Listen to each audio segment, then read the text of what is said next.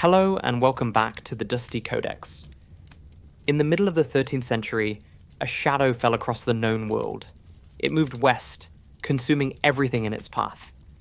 In 1258 AD, that shadow reached Baghdad, the glorious capital of the Abbasid Caliphate, the intellectual center of the Islamic world.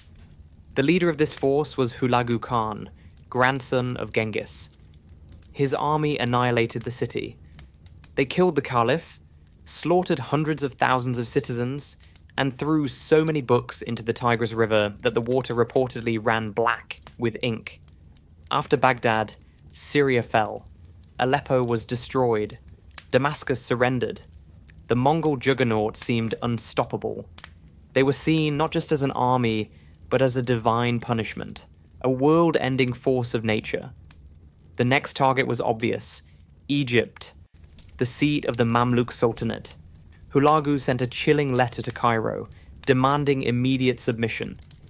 "We have destroyed the country, orphaned the children, and tortured the people. Resistance is futile."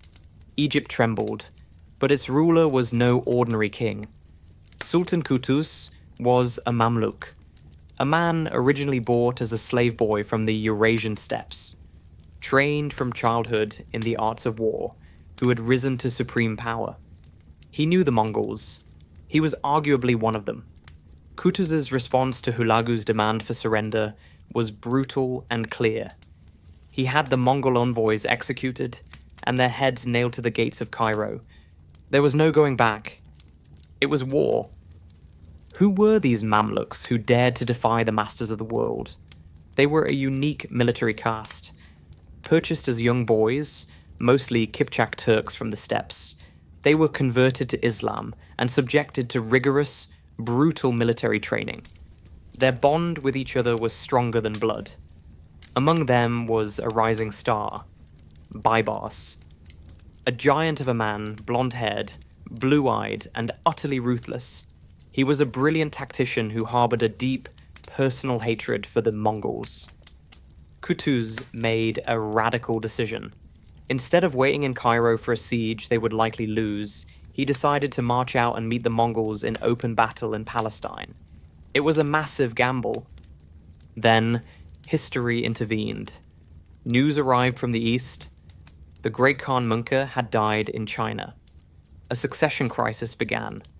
Hulagu, a potential claimant to the throne, took the bulk of his massive army and rode east back towards Mongolia.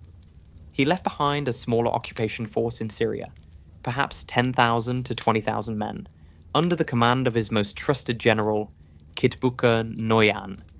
Kitbuka was an aged, battle-hardened veteran, and, interestingly, a Nestorian Christian who saw the Mongol conquests as a sort of crusade against Islam. Seeing his opportunity, Qutuz mobilized the Mamluk army and crossed the Sinai. He struck a temporary truce with the Crusaders on the coast, ensuring safe passage. He was hunting Kitbuka. The two armies converged on the Jezreel Valley in Galilee, a place soaked in history. They met at a site known as Ain Jalut, the Spring of Goliath. It was a fitting name for a battle against a giant. Qutuz and Baibars knew they couldn't beat the Mongols in a straight charging match. The Mongols were masters of mobility. To defeat them, the Mamluks would have to use the oldest trick in the Steppe Warriors book, against its own masters. If these stories, where history turns on a knife edge of tactics and desperate courage, are what you seek, I invite you to subscribe to the Dusty Codex. Your support allows us to stay on the battlefield and witness these pivotal moments. The battle opened on the morning of September 3rd, 1260. Qutuz had hidden the bulk of his army in the surrounding hills. He sent Baibars forward with the vanguard to engage the Mongols. Baibars and his men fought a skirmish, then executed a classic feigned retreat. They turned and fled into the valley. Kitbuka, the old veteran, perhaps overconfident after decades of easy victories, took the bait. He ordered a full charge. The Mongol army thundered into the valley, chasing Baibars. Suddenly horns blasted from the hills. Qutuz sprung the trap. the main Mamluk army poured down from the slopes, encircling the surprised Mongols. The trap was sprung, but the Mongols were not easily beaten. Even surrounded and outnumbered, they fought with ferocious skill. Their heavy cavalry smashed into the Mamluk left wing, threatening to break the encirclement. Panic began to spread among the Egyptian troops. This was the critical moment. Sultan Qutuz, seeing his army waver, rode to the front. In a gesture of supreme drama, he tore off his helmet and threw it to the ground so his men could see his face. He screamed the famous rallying cry, "Why Islama? O Islam!" He charged headlong into the Mongol ranks. His personal bravery electrified his army. The Mamluks stopped retreating and pushed back with renewed fury. The tide turned. The trapped Mongols, hammered on all sides by the heavier Mamluk cavalry, began to break. The discipline that had conquered the world evaporated into chaos. The aged General Kidbuka refused to flee. He fought on until his horse was shot out from under him. He was captured alive and dragged before Qutuz. According to chroniclers, the old Mongol was defiant to the end, warning Qutuz that Hulagu would return with a sea of warriors to level Egypt.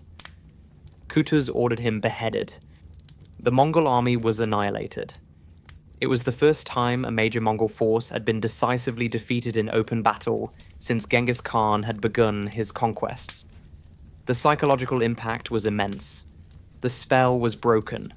The Mongols were mortal. They could be beaten. The news spread like wildfire across the terrified remnants of the Islamic world. But the victory had a bitter coda. On the triumphant journey back to Cairo, the ambitious Baibars, feeling he had not been sufficiently rewarded, assassinated Qutuz during a hunting expedition. Baibars rode into Cairo and declared himself Sultan. He would go on to become one of the greatest and most ruthless rulers in Islamic history, spending the rest of his life fighting both Crusaders and Mongols. Ain Jalut was a true turning point. If the Mongols had won, Egypt would have fallen, opening the door to North Africa and perhaps even Europe from the south. The Mamluks had drawn a line in the sand that the Mongols would never permanently cross. They saved the heartland of the Islamic world from the destruction that had visited Baghdad. It was the day the unstoppable force met the immovable object, and the course of history was changed in a dusty valley in Galilee. Thank you so much for watching this story of one of the most critical battles in human history.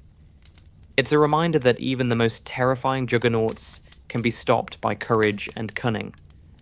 If you want more stories like this, about the great turning points, legendary generals, and battles that saved civilizations, you can head on to our playlist to see more. Until next time, stay curious.